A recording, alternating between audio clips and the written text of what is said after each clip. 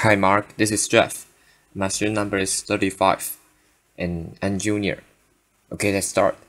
Shabana Basij-Rasikh, Dare to Educate Afghan Girls by Ted Women, 2012, filmed December 2012. When I was 11, I remember waking up one morning to the sound of joy in my house. My father was listening to BBC News on his small grey radio. There was a big smile on his face, which was unusual then, because the news mostly depressed him. "The Taliban are gone," my father shouted. I didn't know what it meant, but I could see that my father was very, very happy. "You can go to real school now," he said.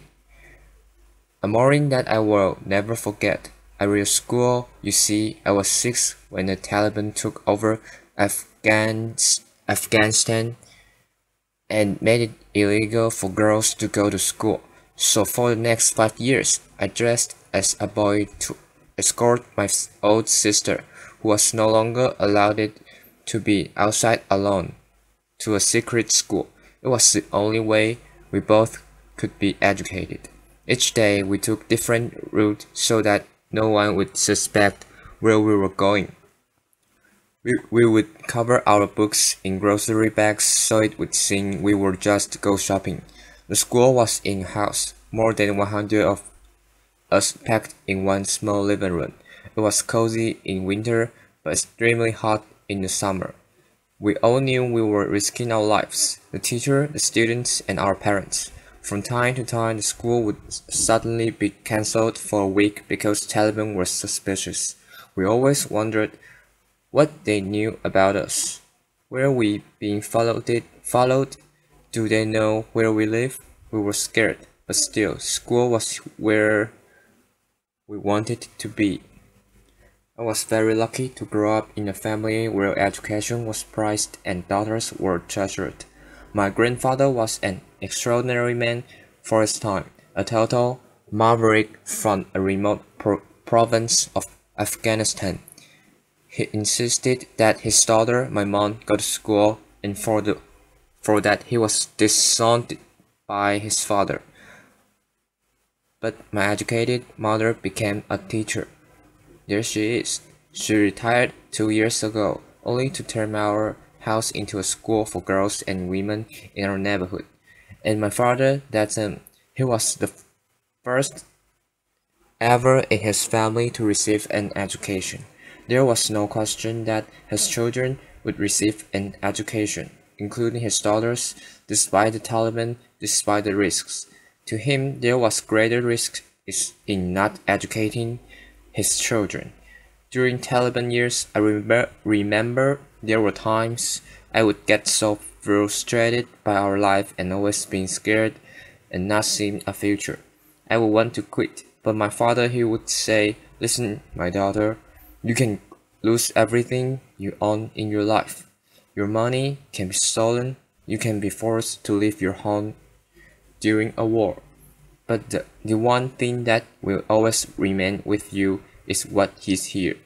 And if we have to sell our blood to pay your school fees, we will. So do you still not want to continue?" Today, I'm 22.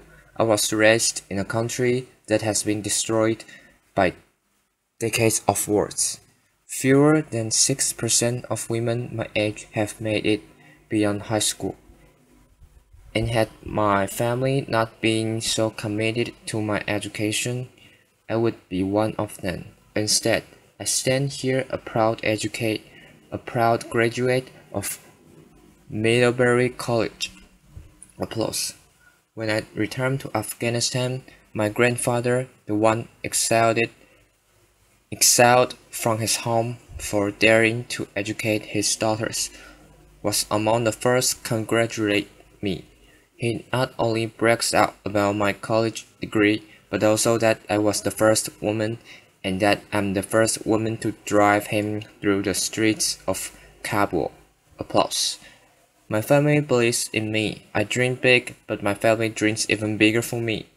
That's why I'm a global ambassador for 10 to 10, a global campaign to educate women. That's why I co-founded SOLA, the first and perhaps only boarding school for girls in Afghanistan, a country where it's still risky for girls to go to school. The exciting thing is that I see students at my school with ambition grabbing at opportunity, and I see the parents and their fathers who, like my own, advocate for them, despite and even in the face of daunting opposition. Like Aham, that's not his real name, and I cannot show you his face, but Ans is the father of one of my students. Less than a month ago, he and his daughter were on the way from Sola to the village, and they literally missed being killed by a roadside bomb by minutes. As he arrived home, the phone rang, a voice warning him that if he sent his daughter back to school, they would try again. "Kill me now if you wish," he said, "but I will not ruin my daughter's future because of your old and backward ideas."